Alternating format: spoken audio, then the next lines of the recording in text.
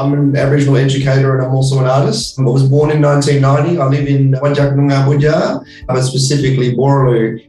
A lot of times businesses and organizations will approach me and they'll say, how do we reflect, our business structure, our modern culture and then take the Aboriginal concepts of like the symbols and the art and like, how do we connect those?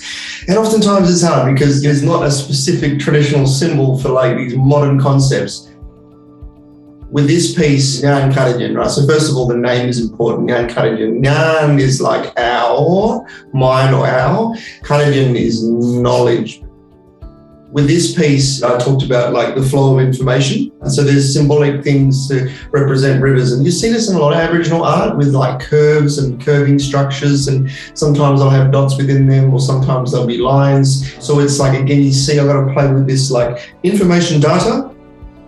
You'll also see very commonly handprints in a lot of contexts, which is one that I put in with this piece. And a handprint is an identity, a person's identity. In this context, it could be considered as the business's identity. Instead of it being written as a name, it's written within the palm. You'll see common themes, and this can be quite beautiful. So oftentimes you'll see circles within circles within circles. Oftentimes you'll see U-shapes around those circles that sort of populate those circles, right?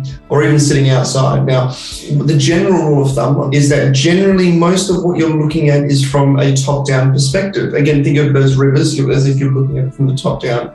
If you're seeing them circles within circles within circles, someone will interpret those as meeting places of some kind. This could be at a fireplace. This could be in a waterhole. This could be geographical space. The U-shapes, if you think about them top-down perspective, you're generally looking at people as if they're crossing legs or as if they're sort of in a seated position.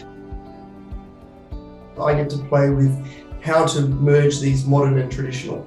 Even in the education work that I do, I'm always talking about harmonizing the modern and the traditional. So it goes beyond just the artwork. It's actually about harmonizing these cultures together on a broader sense, right?